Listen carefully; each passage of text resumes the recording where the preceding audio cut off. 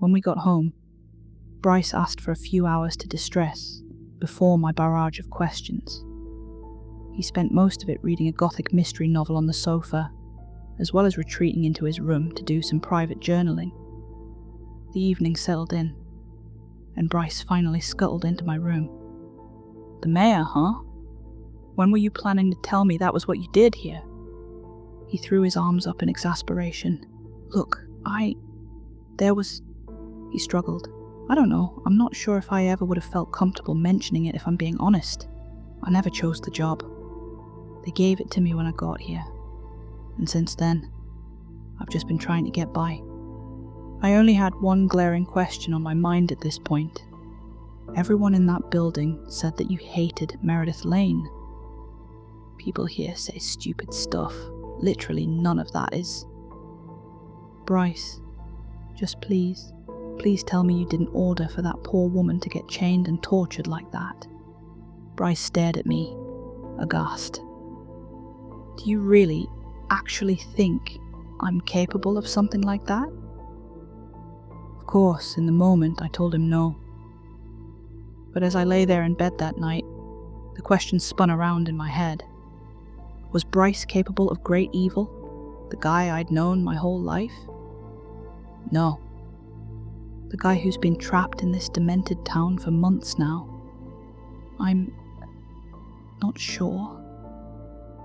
This place could ruin anyone after enough time, couldn't it? I stopped myself there and turned my brain off for the sake of some shut-eye. In the morning, I checked the clock on my bedside table.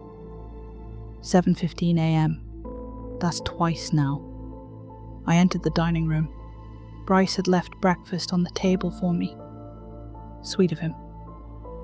With it came a note. "Got called in for an early job. I'm helping make candles today, whatever that means here.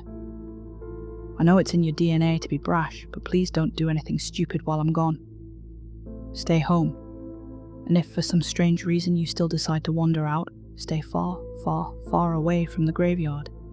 Bad things happen the closer you get to it." I took a bite of my toast. Me? Brash? Why, I never. After finishing up the morning spread, I sauntered to the living room window and looked outside. Once again, folks were gathered inside the Victorian mansion across the street. They sat in a circle, each of them with a book in hand. This time, however, their attention was focused on a TV in the room, something playing that I couldn't quite make out from my vantage point. Someone rose to turn the TV off. Then they all looked at me in unison and smiled. What? Without missing a beat, they shifted their focus back to the books. One of the men began to read aloud, while the rest followed intently. Well, one thing was for certain. I'd rather be chained up like Meredith Lane than forced to join the disturbing reading group here. I pondered what to do with my day. Surely not everything in town was preposterously dangerous. At least one of the 80 or so convenience store clerks must have had some sort of insight on how to escape, right? Wait, Bryce wasn't home, again, and he had a journal. Did I dare? It would have been an invasion of privacy, sure, but, desperate times, desperate measures. Sometimes you gotta break some rules, yada yada yada. I entered his room. After a bit of scanning, I located the journal that he'd stashed in one of his drawers. I flipped to the latest entry, hoping to find something interesting. At the top of the page was yesterday's date. Underneath, a few bullet points lazily scribbled. What was with the portrait of the car in the Parker building yesterday? Guy who attacked Rose looked familiar. Who is Meredith Lane? Why did I kind of like seeing her get tortured? What? The third line stunned me. Felt like a bullet had gone through my stomach. Suddenly my pocket vibrated sharply. A text? I pulled my phone out and read the first new message I'd received since I'd arrived here. From a number I didn't recognize, it simply read, Be outside in 1 minute. Your job for the day is 10 bodies. You've got to be fucking kidding me. Was this a test? Was I supposed to ignore it? Or was this a task I had to follow? Does this town really want me to kill people? A knock at the door, then another, and another. I stashed the journal back into the drawer, now with bigger fish to fry than figuring out Bryce's inner workings. I searched my mind for a smart thing to do here and came up empty. Rudderless, I walked to the front door's peephole and checked outside. A man in a Hawaiian shirt stood idly at the door. He looked bored. Further out, an ambulance sat parked on the street. Is he gonna kill me? As if reading my mind, he spoke up. Not gonna kill you, newbie. I didn't respond. You're on the route today, he added. Could I actually trust him? He looked at his watch. Look, it's your life. Do what you gotta do. But bad things do happen when you turn down a job, so I'd strongly suggest. I swung the door open, raised my fists, and shot him my meanest glare. That should scare him. He chuckled. It's gonna take more than a punch to kill me, I'm afraid. He pivoted and began descending the stairs. All right, let's head out. I followed him. He casually paced towards the ambulance's rear doors, opened them, and stepped inside. I peeked in behind him, anticipating the horrifying sight of piles and piles of dead bodies. Instead, the ambulance looked surprisingly ordinary. To the left, a white bench stretched along the wall. A rather striking woman was seated, dressed in a cloak that was all too familiar to me at this point. The Hawaiian-shirted man settled in beside her. On the opposite side, a pile of single-fold stretchers were haphazardly arranged against the wall. Dominating the centre, a modest table was firmly anchored to the floor. Atop it sat an eye-catching candle and a worn black digital camera. I climbed into the back. Without missing a beat, the mystery man slipped on a cloak similar to the woman's and handed me another just like it. Your uniform for when you're on the job, he clarified. He shut the back doors, struck a match to light the candle, and moments later, the vehicle set into motion. I begrudgingly put on the bulky cult outfit. Guess I'm part of the club now. Unsure of what to do next, I ran with an icebreaker. So, is our job, I said slowly, to, bash people's heads in or something? The man and woman looked at each other, eyebrows raised in shared bemusement. They started laughing. Oh, you newcomers, the man said, wiping away a tear. So good. Yes, the woman tagged. We use terrifying black magic rituals to punish all those who try to leave. And sometimes, when the magic doesn't work, we resort to the ancient art of stick throwing. She nodded. Never underestimate a well-aimed twig. Dorky giggles permeated their sarcastic ribbing. It was annoying. Look, clearly you two are having a ball right now, but can you just say it plainly? You don't kill people, right? Right, the woman responded more seriously. Some of us just want to get through the cursed day and go home. Fair enough, lady. It was an interesting ambulance ride. I learned their names. Matthias and Svetlana. They were a couple, actually. I'm ashamed that I only caught on once I saw them sneak a kiss. They spent most of the ride doing some pretty nonsensical stuff. With a deck of cards, they played a demented version of Go Fish that I couldn't fully understand the rules of. Later, Matthias broke into song, belting what sounded like 3 vaguely familiar pop tunes randomly mashed together.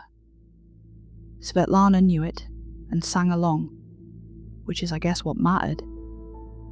Finally, Svetlana pitched a game where we would all ask each other increasingly personal questions. I bowed out, using the excuse that I was still jarred by the no small talk rule in the Parker Group building. The two of them passed questions back and forth. What's the funniest thing that's ever happened to you? When was the last time you felt super embarrassed? And then, rather innocently, from Svetlana to Matthias, what was the happiest moment of your life? He looked back at her wistfully. The day I met you. She held her hand to his cheek, and they shared a genuinely loving gaze. Boff. Boff, boff, boff, boff, boff, boff. Too much. Please make it stop. The ambulance screeched to a halt. The driver called out. All right, body retrieval. Let's go. My colleagues shifted to a more somber tone. They opened the rear exit and stepped out. I followed. We had stopped at a house. There, on the grass before us, a man lay dead, a camera in his hand. His twisted neck, contorted body, and protruding bones gave me flashbacks to Meredith. 2 police officers stood over him. They regarded us as we walked up. Took a photo of himself. Sucker's way out, one said. The other officer chimed in.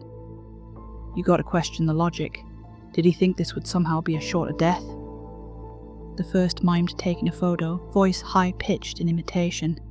He was probably like, this will be painless. Ha ha ha ha ha. Click, ding. Wait, why am I not dead? Wait, what's that? Ah. Matthias pulled a stretcher from the ambulance, setting it next to the lifeless figure while the officers laughed. Together, he and Svetlana softly lifted the body onto it. What the hell? Why are all of you so damn glum?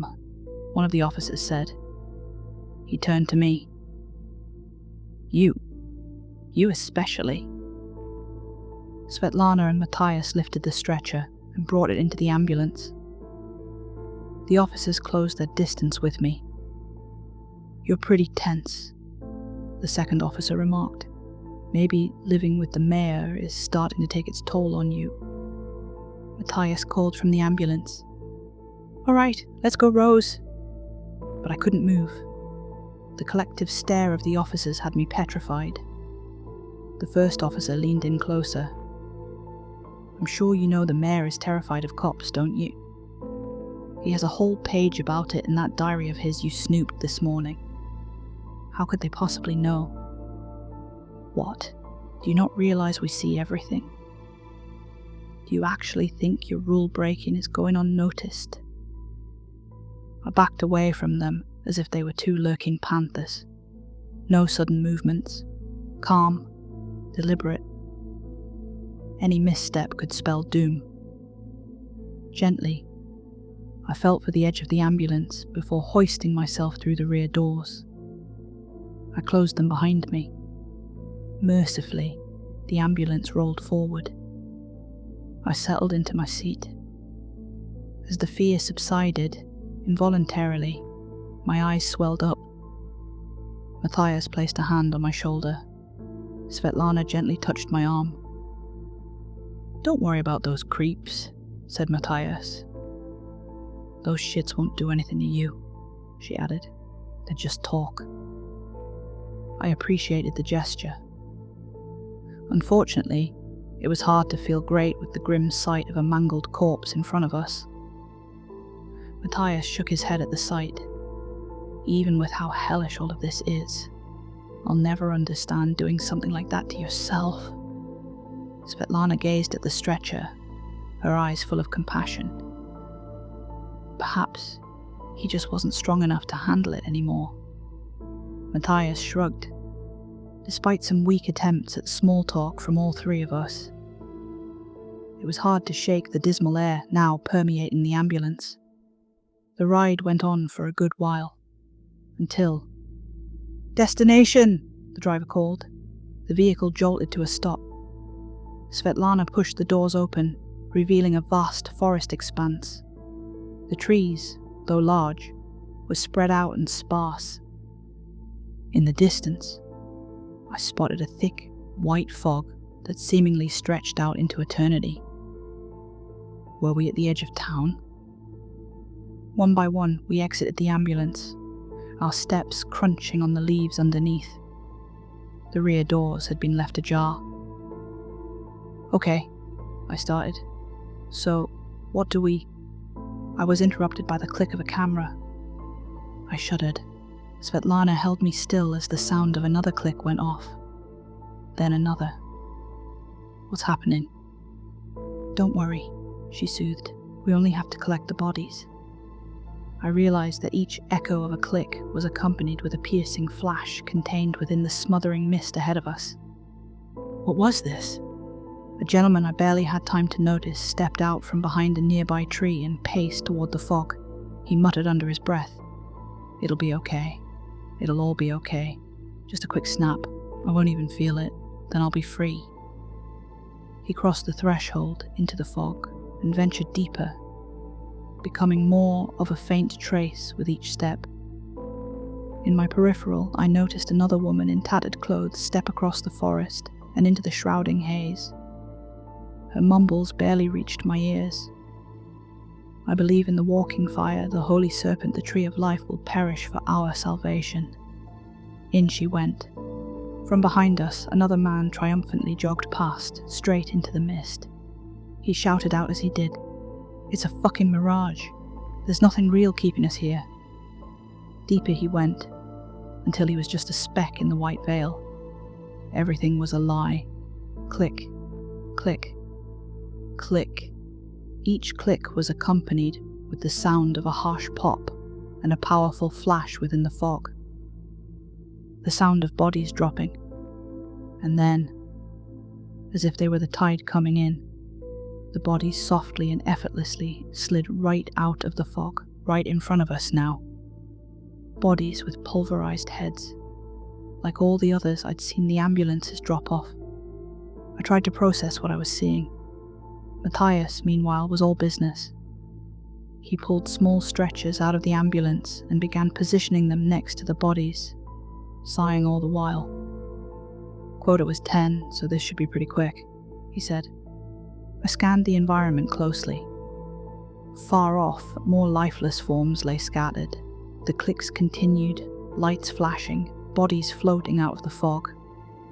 There were already way more than 10 dead here. Behind us, groups of people lurked behind trees, staring out into the abyss. Were these folks who were contemplating escaping too? Svetlana addressed Matthias briefly. "I think our newbie is scared, so I'm going to comfort her." He nodded as she led me aside. "I'm not that ska," I started, but she shushed me. "I love you," she called out to Matthias. "Love you too," he responded, a tad absently, distracted by his work. What a pro. She pulled me away from the scene to a looming tree beside the fog. "What is it?" I asked her. She pulled something out of her pocket and placed it in my hand. It was a sketch. A pencil drawing of Matthias. It was pretty good. I drew it for him one random night. I'm very grateful that sketches aren't illegal. A quiet laugh followed her words. I shot her a confused look. She smiled. "Please give it to him, okay?" Sure," I said. "Why?" She took a deep breath, then turned around and disappeared into the fog. "Wait, what are you—" Click. She was close enough that I saw the flash cave in her head. Before she'd even hit the ground, her corpse was pulled out of the fog and brought to my feet. Fuck, fuck, fuck, fuck, fuck, fuck. In disbelief, I wandered back to Matthias. He was in the midst of loading another body into the already full-looking ambulance. "Finally deciding to help, eh?" he said, presumably hearing my steps. I couldn't say anything. He turned around in response to my silence. "Why are you crying?" I'd clearly forgotten how to talk. He walked up to me, his gaze lowering to the item in my hand. I passed it to him. A confused smile crossed his face. He lifted his head to peer over me. His eyes found Svetlana's body in the distance. He exhaled sharply. After a minute of stillness, he approached what was left of her. I placed my hand on his back and accompanied. Walking that small distance felt like a lifetime. Finally, she was in front of us. Matthias looked down at her lovingly. "She never isn't beautiful." The best I could muster up in response was a platitude. "She really loved you, you know." He scrunched up a smile. "And I, her." He stood. He put the sketch into his cloak pocket, then lovingly tapped it after placing. "So, the good news is, I've already loaded 8. I pray that Svetlana and I won't be too heavy," he said. And then, with a brisk pace, he walked into the fog. "No." I chased behind him, crossing into the mist. I reached out to pull at his cloak. Please stop. Just wait a second. There has to be something you can do. There has to be something." I'm not even sure if he could hear me. Deeper still, he went. Deeper still, I followed. My words didn't even make any sense. What am I doing? This is insane. I extended out with all my might to pull him back. "Please, you can't just give up." Click, and he was gone. And as his blood flickered onto me, I realized I was going to be next. There I was, yet again, staring death in the face, whilst feeling nothing but confusion. With a violent yank, I felt something pull me out of the fog. Suddenly, the cloud of white was in front of me. I wasn't within it anymore. I turned around to see who or what might have pulled me to safety, but it was already gone. I could have sworn I heard a whisper as the force brought me out. The words, "You should be enjoying your gift." I cried in fear and hell and all things awful as Matthias's body appeared beside me. In the hour it took to get up and finish the shift, I wondered what the fuck kind of gift this was supposed to be. It wasn't fair. Neither of them deserved this. So I did the only thing that felt right. When the text came in telling me to drop the bodies in the middle of the street, any street is fine, I refused. They deserved a proper resting place. And so I told the ambulance driver that the instructions were to take all 10 to the graveyard. He seemed surprised, but he obliged anyway. It wasn't until halfway through burying the bodies that I remembered Bryce's warning about the graveyard. Though, to be honest, nothing out of the ordinary happened. Yes, amongst a sea of hundreds of pre-dug graves and tombstones marked by the names of strangers, it was a bit weird to see mine and Bryce's names among the bunch, but besides that, it was pretty tame. The ambulance driver brought me back home. He didn't seem too stressed about the 2 crew deaths today. His logic was, it's unfortunate, but that's the way things go. When I pressed him on what he meant, he said there's a certain decency to letting things go. A decency in allowing death to be death, and not fighting it, and not being the kind of person who tampers with that reality. Okay, Freud. When I got home, I remembered Bryce's unnerving journal entry, and tried to muster up the sanity to finally start being afraid of him. But I just couldn't. He's harmless. I know he is. Though I will say, he's acting pretty weird right now. He's staring out the living room window at the Victorian mansion across the street. He's holding one of his mystery novels in his hand. He keeps saying, "I get it now, I get it now, I get it now," and he's starting to look a bit frenzied. I'll ask him what's going on once he calms down a bit. I went to bed shortly after getting home. Bryce and I didn't say much to each other. He was in his own little world, rambling to himself. I could hear him deteriorating in the middle of the night, his whispers becoming more fevered, more intense. It was unnerving. I woke up at 7:15 a.m. Of course I did. I left my room, not sure what to expect this time. I entered the living room to catch Bryce already waiting for me, sitting on the couch. "Where were you yesterday?" he asked. I thought carefully about my response. They texted me with a job. Ambulance duty. I'm surprised it took you until the morning to ask me. Everything okay? He sighed.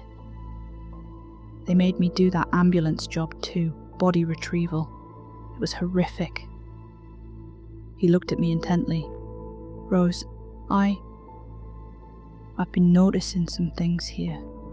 For quite some time now, actually. I'm piecing it all together and I think I know what's going on." Uh-huh. An awkward silence between us. This time, it was me who didn't want to talk. "Why are you being weird? It feels like you're afraid of me," he said. "I read your diary. You said you liked seeing Meredith Lane get tortured." I felt a familiar buzz come from my pocket when I noticed Bryce reacting to his own. We both pulled out our phones to check our respective messages. My text read, "Cross the street and come inside."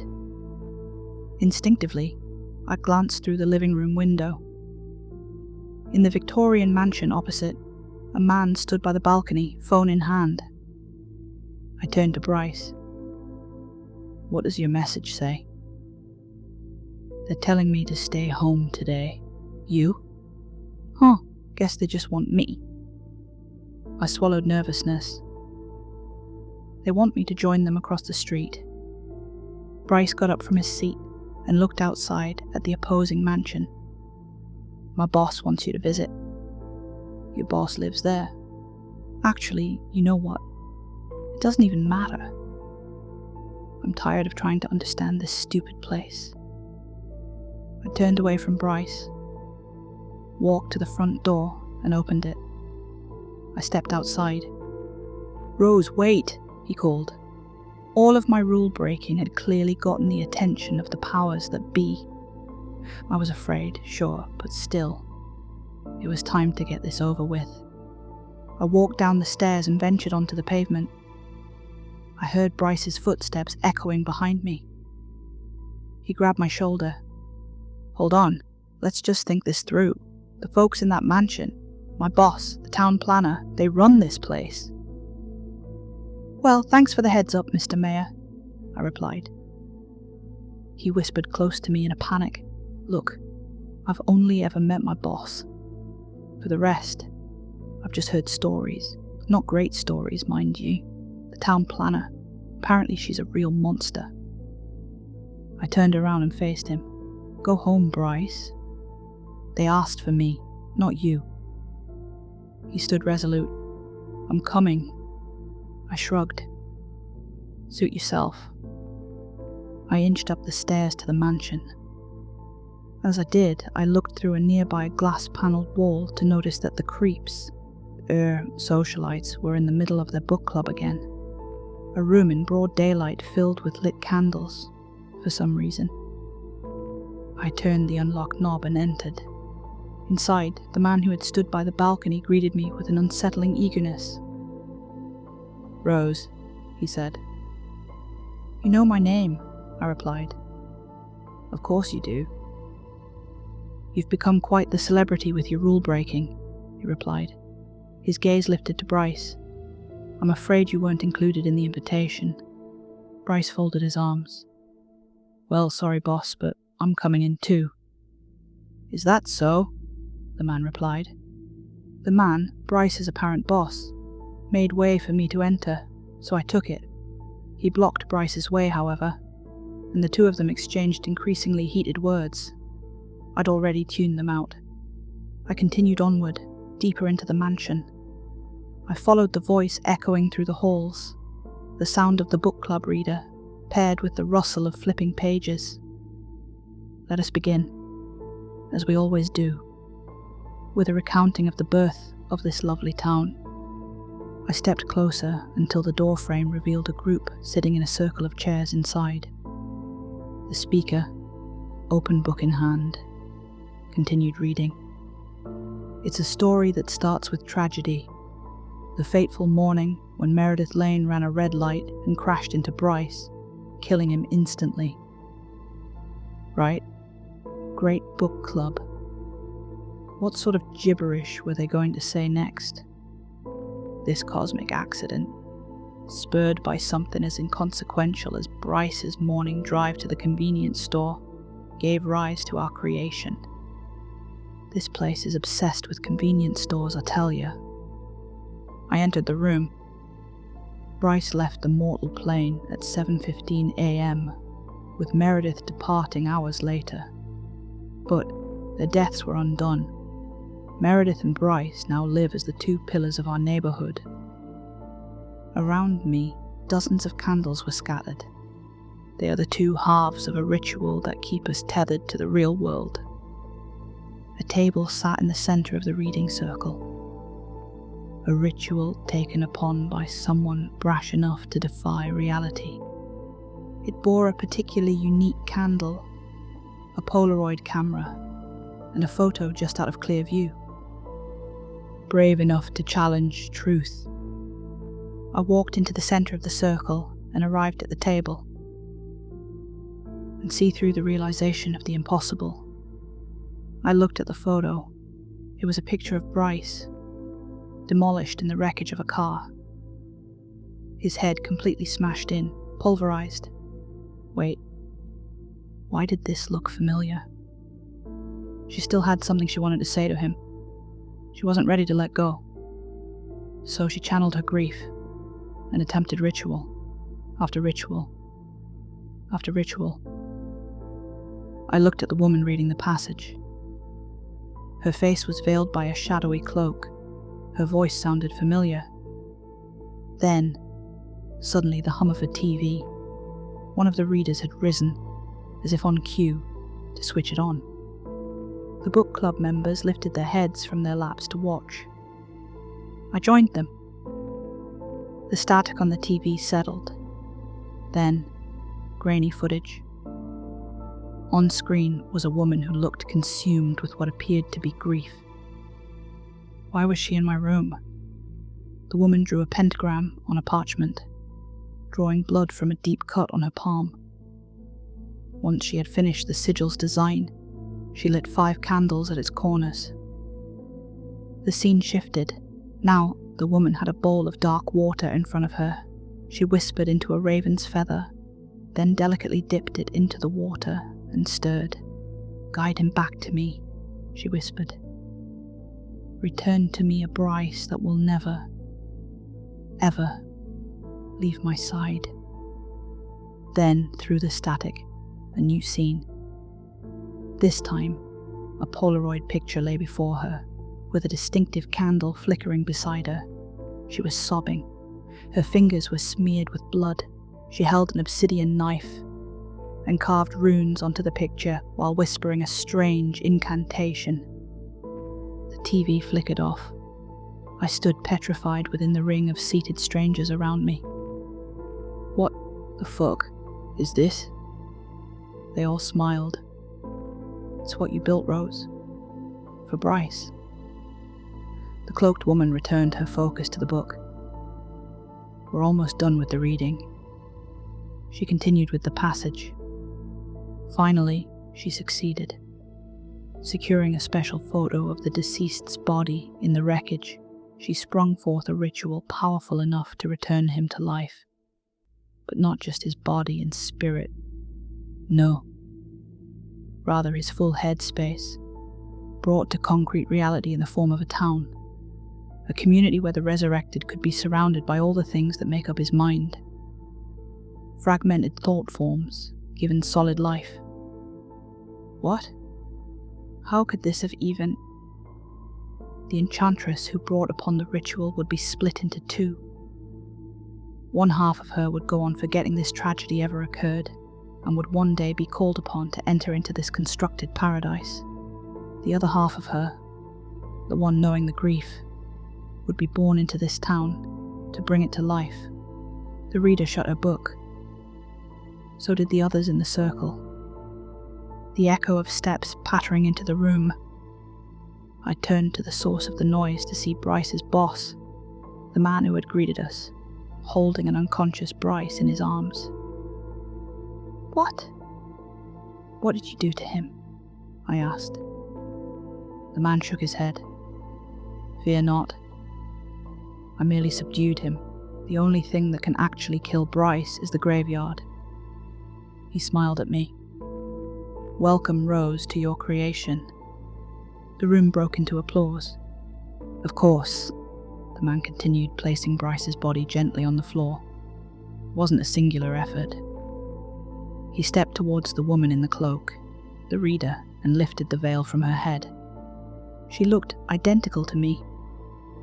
"I'd like to introduce you to today's very special reader, our very own town planner," he said, as the clapping persisted. "The architect who constructed this wonder of a community, building it using pieces of Bryce's headspace, and ratifying it with rules to protect our existence." Slowly, my lookalike crept up from her chair. She limped towards me. Eventually we were face to face. "In this neighborhood spawned from his mental landscape," she started. "We've constructed everything Bryce has ever wanted. The cottage and car of his choosing, the tech office of his dreams just in reach, convenience stores aplenty with clear roads to prevent accidents, and mansions and houses built from the same prose contained in his favorite novels. Of course, as with all great towns, contrast is required, so we also saw to it to imbue this place with some of Bryce's greatest anxieties. Police officers, to start." What the fuck was she talking about? Now sure, some of the thought-form residents here might try to escape, in which case it's only fitting that their bodies end up as Bryce's did when he first departed. But the rest of them are free to live as they please. They can work, fall in love, do whatever they'd like, just as long as they follow the rules. No calls to the outside, no office chatter to theory craft and conspire. No leaving. This town and its residents are born of Bryce's psyche. If things fragment and spill out into the outside world, the ritual will dissipate, and this place will cease to exist. Hence, why rule breakers are strewn about the street as public warnings. What are you saying? And what about no photos? I asked, shell-shocked. Where the fuck does that rule come from? The town planner grabbed the Polaroid of Bryce's dead body from the table and held it in front of me. My detest for photos appeared right after the stringer first gave me the picture of Bryce's body. Photos are cruel. Bryce's death should be struck from the record.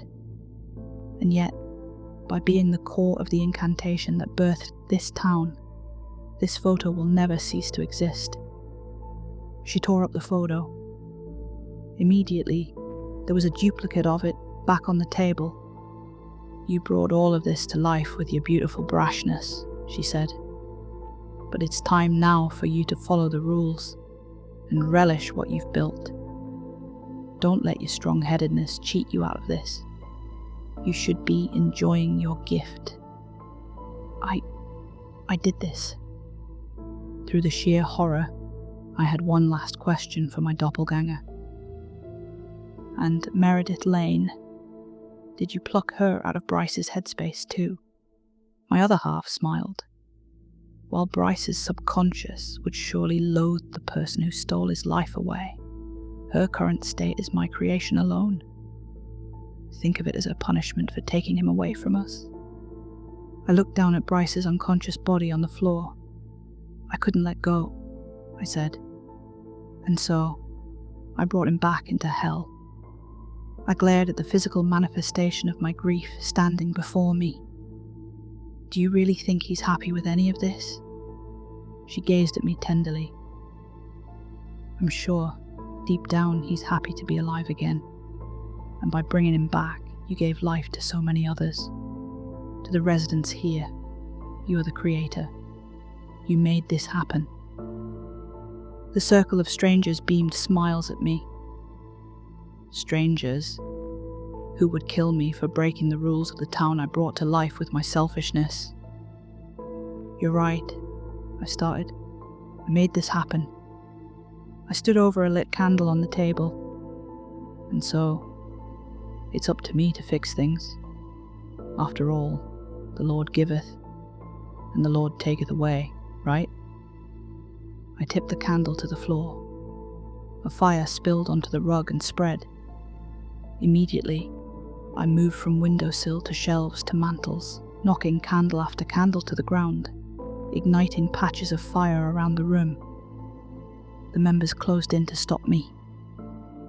I grabbed their discarded books and hurled them into the flames to speed up the spread. I picked up a final book from the floor, already partially burning, and threw it across the room into another section of the manor. The residents scattered in their desperate attempts to quell the growing blaze. Amidst the chaos, I spotted my twin. I snatched the Polaroid from the table and tackled her to the ground. She struggled against me. "But you worked so hard for this," she said. I forced the camera into her hands, turning it to face her as the fires drew near. "We worked so hard for this," she continued. I forced her finger onto the shutter button and held it down. The lens pointed directly at her. Click. The light flashed to illuminate my other half. She looked weary, tired, broken. I left her as the flames spread. I got up, sprinted to Bryce, and shook him until his eyes fluttered open. He was weak and barely conscious, but was able to get to his feet with my help. He leaned on me for support. We escaped to the exit when I noticed there was something already there, a creature tapping at the front door from outside. The same silhouette from the night I'd first arrived and snapped that selfie. I opened the door. "She's just down the hall," I said. The horrific entity strode past us and walked into the house. Slowly, Bryce and I descended the stairs and emerged onto the street. I held Bryce's hand as we walked down the middle of the road, stepping past the odd dead body in a stretcher. "Are we getting close?" I asked him. "Yeah, almost there." He lifted his head to the sky. "I kept noticing," he started, "things from my past that shouldn't have been here, random portraits of things I uniquely cared about, the faces of people from my past, stuff from books I'd read. I wish that I could have pieced it all together sooner." "There's no way you could have known." We kept walking. "So, why did you bring me back?" he asked. "Clearly because I've been in love with you my entire life. I think I just really missed you. Sorry. Bit of a dick move on my part." "That's alright. I'm just excited to get some sleep now." We were closing in on the graveyard now. I could tell because the damage to his body was becoming more and more apparent. With each step, he looked more unrecognizable. See you on the other. We're almost there, buddy." Sighed. I laid him in the grave that was marked with his name. He looked just like he did in that cursed photo. I looked at the grave beside his, marked with my name. One day, when it's time, I'll come back here, but for now, it was time to go. I had one more stop. Clearly, Bryce's demise had taken its toll on the town. There were fires everywhere, residents holding each other and crying, others standing like statues in the street, devoid of breath. I walked through the sliding doors of the Parker Group building. I took the elevator up to the 9th floor, then walked the corridor down to Meredith's dungeon. When I entered, her keeper was already leaning against the wall, coughing up blood. He didn't notice me enter. He was probably busy keeping himself from fading away. "Meredith, I said. She lifted her head. Is your leg broken? No, it's okay. You're safe with me. Is your leg broken? Maybe. Is there a piece of metal lodged in your chest? No, that. Meredith, it's alright. You're not supposed to be here. You and I both know this. You were in an accident. She teared up. You didn't make it? No, I'm... Meredith, listen to me very closely. You've been dead for quite some time now, haven't you? She took a while to answer me. Finally, she smiled. Yes, she replied weakly. She collapsed from the chair to the floor, chains removed, dead, as she was supposed to be. I made the long journey to the edge of the now empty town. I entered an ambulance that had been parked near the forest and drove into the night. Further and further, until I was deep in the fog that had killed Matthias, Svetlana, and so many before it. The mist stretched long, but eventually, I was out, back on roads, familiar. And with dense forests on either side of the road, I noticed something ahead in the distance. I steered closer and caught sight of Bryce walking by the side of the road. Or, well, the version of Bryce I'd encountered on my first night in town. The happy, smiling imposter Bryce who'd shown up at the house past midnight, waiting outside the door. Stranger still was who he was holding in his arms. It was me. Or, the town planner me. My grief-stricken half. As I took in the morbid sight of them walking in the glow of the moonlight, I realized this Bryce must have been the creation of a different ritual. Ah yes, that other ritual. The one with the feather and the bowl of water, where I wanted to manifest a Bryce who would never, ever leave my side. I guess he ended up rescuing my other half from the horrible fate that befell her. Yes. Her body looked mangled beyond recognition, but I could tell she was still alive. Maybe, just maybe, they'd be good for each other. As the ambulance barreled past and I made my way home, I had to admit that it was a bit unfortunate that I was driving, because I really would have liked to take a photo of them. Hi everyone, thanks for listening. That was the final installment of My Friend Moved to a Town Where People Aren't Allowed to Take Photos, written by World Away Tweedy. Please hit subscribe, like, and maybe join the membership so you can say, I was here before she got weirdly famous. Perks include cool emojis, member badges, early access to videos and more.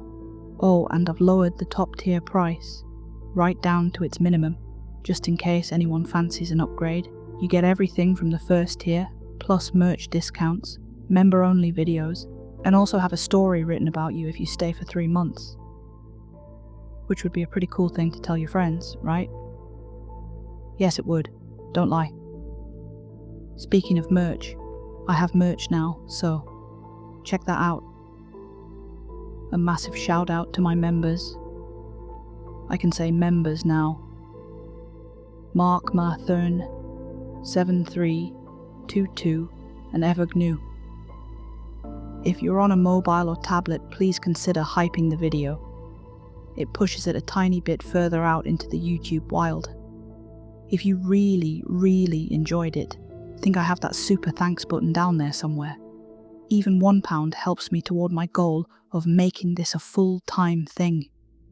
Then I can just have one full-time thing instead of my day job and this full-time. I'm here a lot. Good night.